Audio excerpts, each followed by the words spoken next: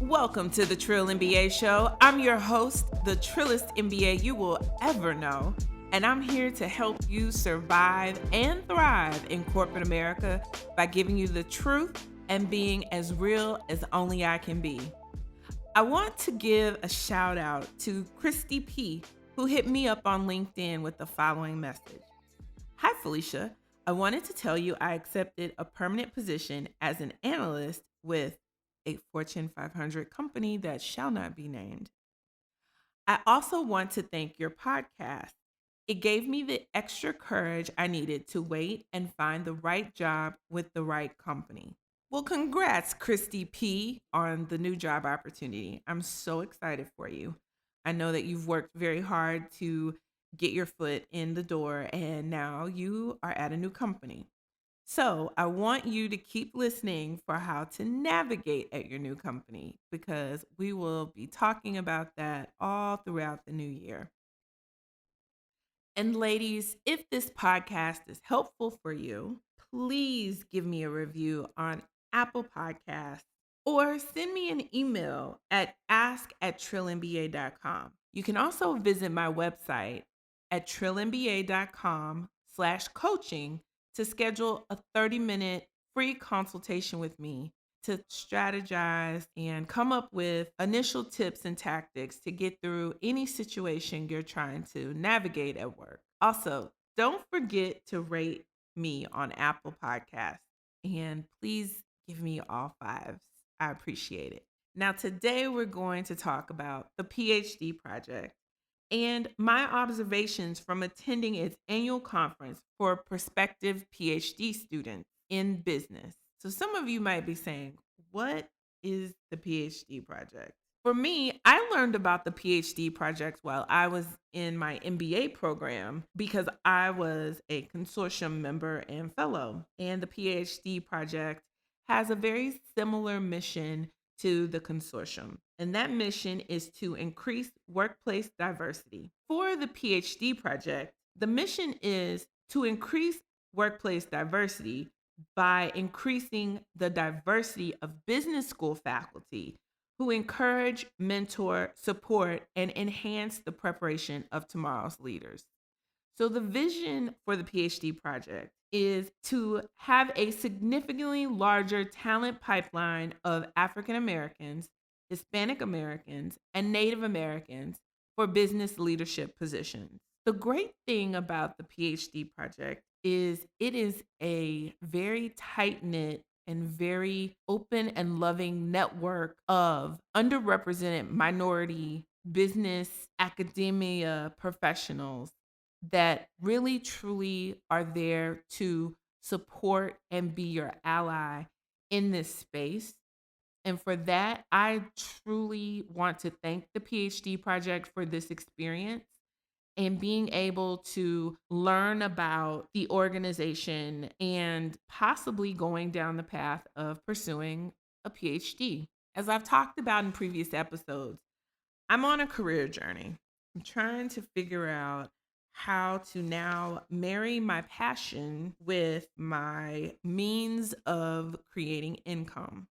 And what that means for me is how do I use my gifts and talents to actually have a greater impact in the world?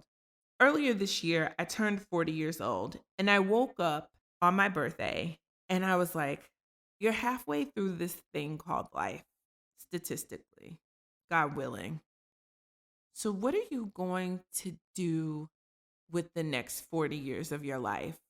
Because selling chips and hawking chemicals, making these Fortune 500 companies money, I don't know if that's truly the answer. Now, don't get me wrong, I still have a mortgage.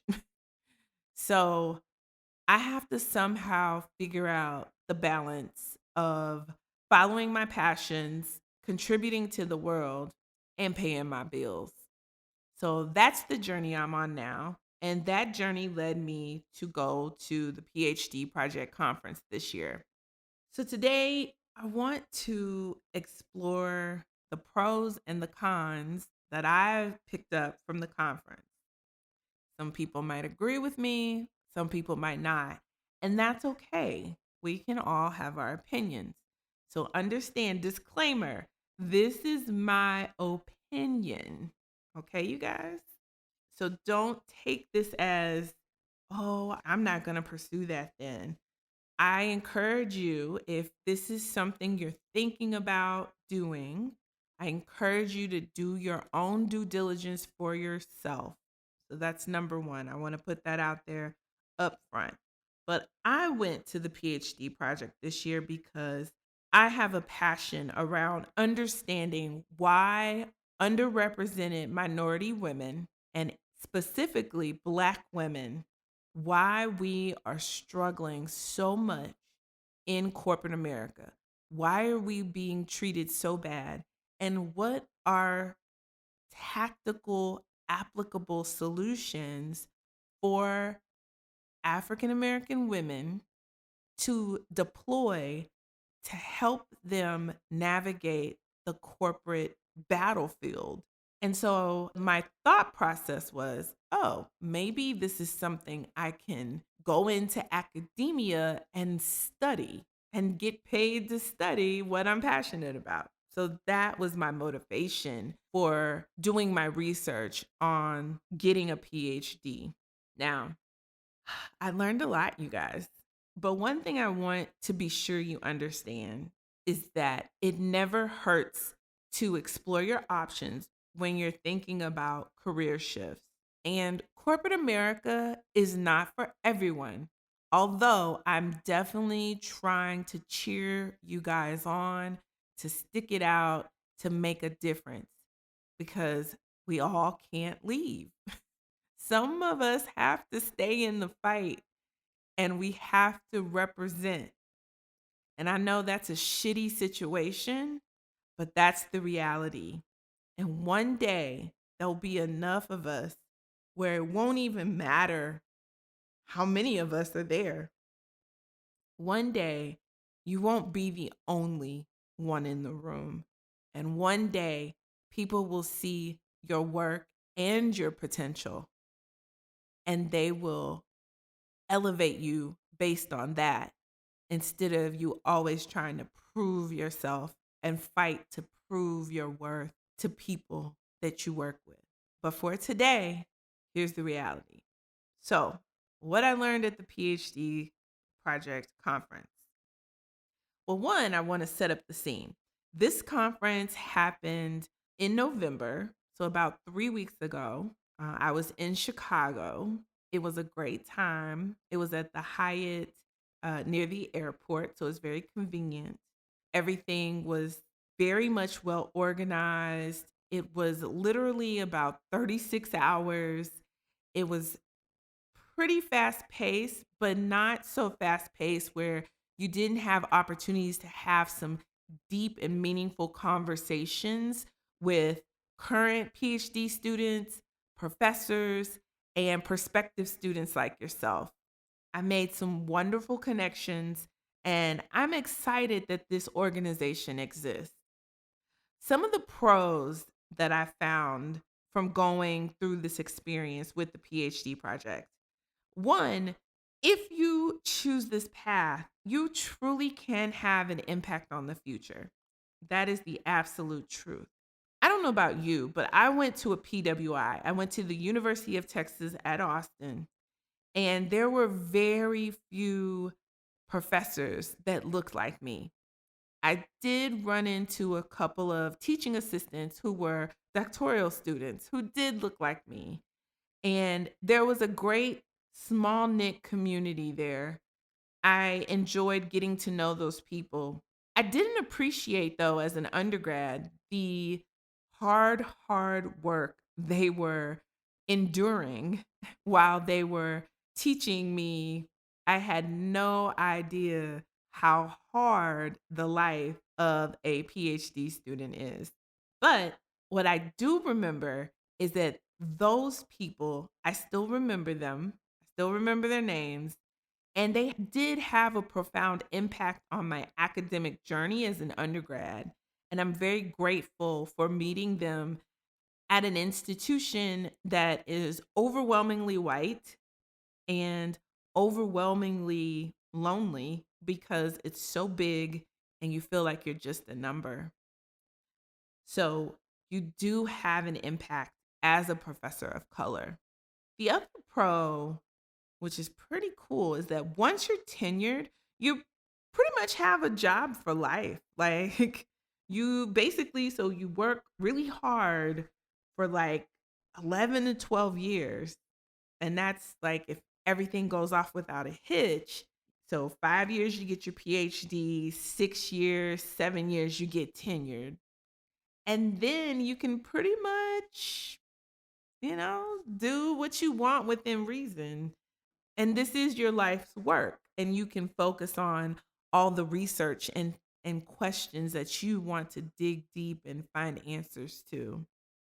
The other pro is that professors are paid pretty well, and there are multiple streams of income you can produce from your work.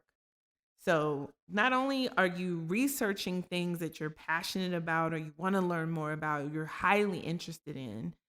So, you're spending your time in a meaningful way, but then also you can have impact outside of academia.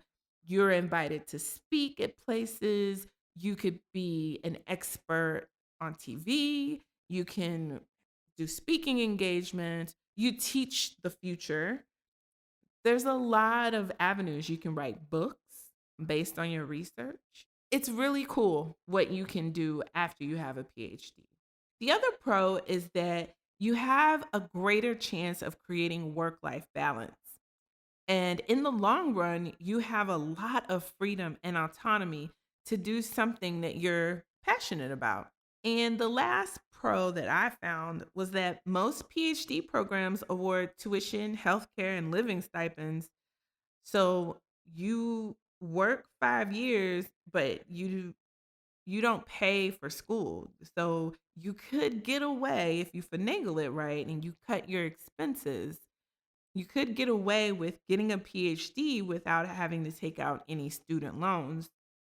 So that's really cool because no more debt. Now, you'll still live like a poor undergrad, but if you can work out your finances, and the PhD project was really great with having advisors there to help people figure it out, especially people with, family, with, spouse or significant other and kids. you know, as you get older, your life gets more expensive. And so there were people there. There was a session to go through and deep dive in how to make the PhD work from a financial standpoint. And I really appreciated that. So there's really no excuses. You can do it. If you want to pursue a PhD and a career in academia, the world is your oyster. And I say go for it. Now, I can't talk about the pros without talking about the cons. My first con is because I'm lazy. In some respects, I'm lazy. But the whole process is super hard from having to, take tests to get in and application process to finding the right program. Like, it's not easy. It's not easy at all. And there's a lot of work. And it's an apprenticeship model. So if you think about if you wanted to become a master plumber, where do you start? Well, you start following around a plumber for very little money and learning the craft hands on. This is very similar. You start following your advisor and the research they're doing, and they may be working on something you're not quite all the way bought into, but you work for them, you help them with their research, and you learn how to research. You learn research methods from them. And this is where you become this academic and you learn and you grow and you read a lot. I mean, I thought law students read a lot. No, no. PhD candidates read a lot. In addition to this being extremely difficult, you're still at the mercy of likability and subjectivity. So you're in an environment where there are less people that look like you than in corporate America. And you are at the mercy of these people who, if for some reason you piss them off, now your whole academic career could be in jeopardy. And that type of subjectivity is what I'm trying to get away from in corporate America. I'm a different type of person. I realize that. I mean, I have a podcast called the Trill MBA Show where I curse and say that I want to be my black ass self. So I'm trying to find a place where my black ass self is accepted. And so when I was having real conversations over the course of the 3 days we were in Chicago, I realized that although I may have a little bit more freedom to be me, there's still some gamemanship and politics that need to be played. But to me, it felt more high risk because I can leave a company and go get another job. I know that game. But you can't necessarily leave a PhD program and just jump to another PhD program. That is not how that works. And so it can be very daunting to put in 3 years, 4 years, be close, almost done, and have to then switch gears and spend more years trying to figure it out. So for me, the proposition is scary. The other thing is you have to take the GMAT. And so if you haven't taken the GMAT in preparation for some other grad program, and like I took the GMAT over 10 years ago, my scores mean nothing. I would have to study for the GMAT again. I'm like, oh no, I don't want to do the GMAT again. The GMAT is so painful.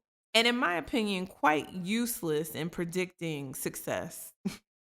But hey, the barriers of entry to anything you want to do in life. The other thing, the academia game is different. Like, you would think, oh, you get your PhD to become a professor and teach. And it sounds all noble. Oh, no, no, no, my friend. Au contraire.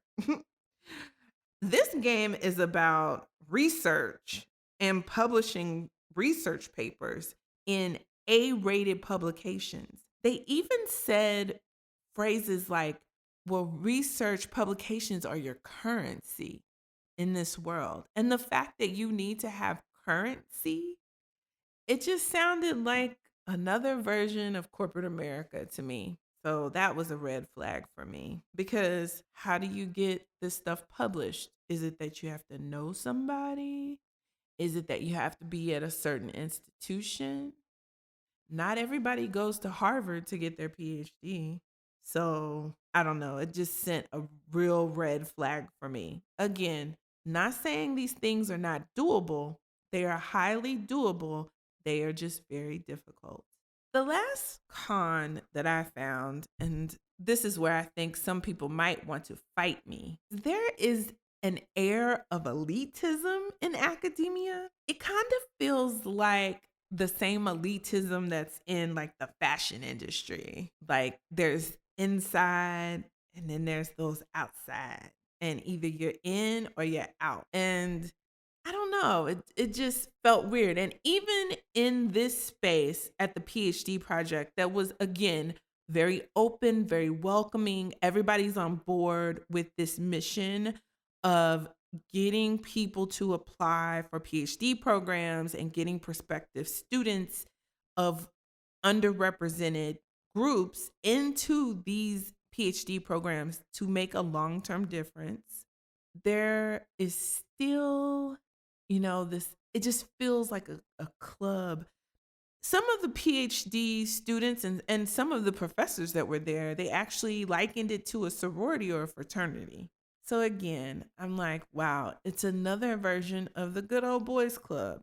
And when I thought about how few people from underrepresented groups are at each school, because In any given year, a business school may take in 1 to 5 new prospective students, and that's it.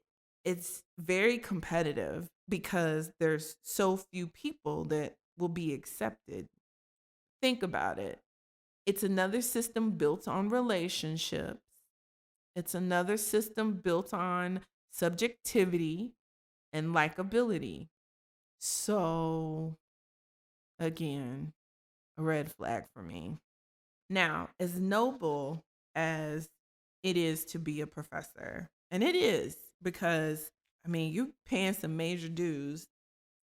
For me, I can't do it, y'all. But I'm so appreciative of this organization. And I realized that, for me, I feel like I've paid so many dues. I feel like I've been paying dues for the past 20 some years that I've been working and working and working and trying to move up in my career. I don't want to go into a situation where I'm still a low man on another totem pole. So for me, it's not for me. But I do appreciate that this organization exists. I appreciated the opportunity and the networking that I got to do. I met some fabulous people that I am going to keep in touch with, and I will be encouraging them to pursue their PhDs if that's what they want to do. And I also encourage anyone who is interested in researching and deep dive learning and teaching and being a role model in academia. I encourage you to pursue this as well. We need more representation in academia, just as we need more representation in corporate America. So I would say for me, though, I realized that I can't run away from corporate America and run to academia because I'm trying to run away from the bullshit treatment, racism, unconscious bias, favoritism, nepotism, likability, and subjectivity that is rampant in corporate America that does a disservice to every Black woman in the world. I just, I can't do it.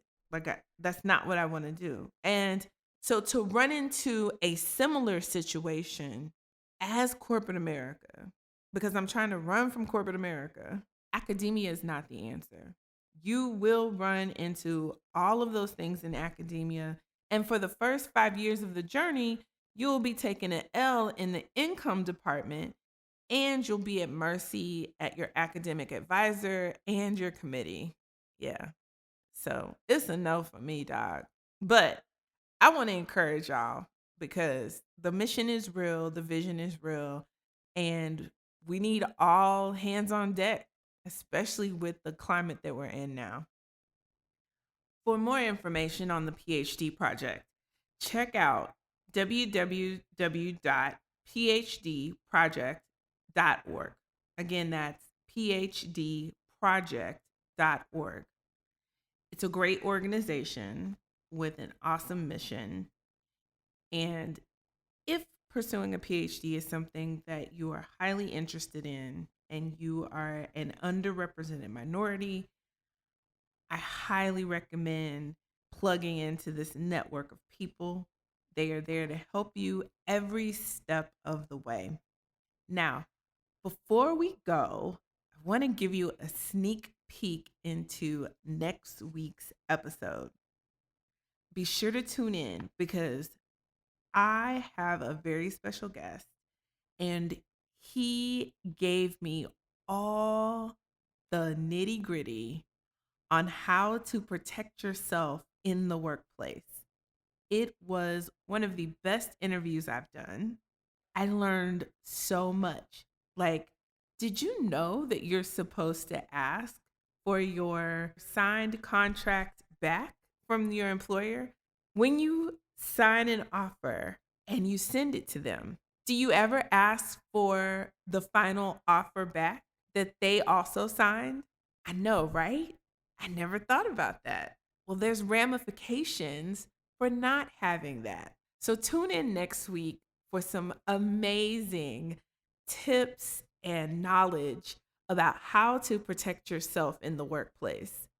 I'm so excited. If you need some help or advice about a specific situation, go to trillmba.com/coaching to schedule a free 30-minute consultation with me to strategize and walk through your specific work situation. In addition, you can always email me at ask@trillmba.com. I'm happy to either answer your question or connect you to the right person if I don't have the answer.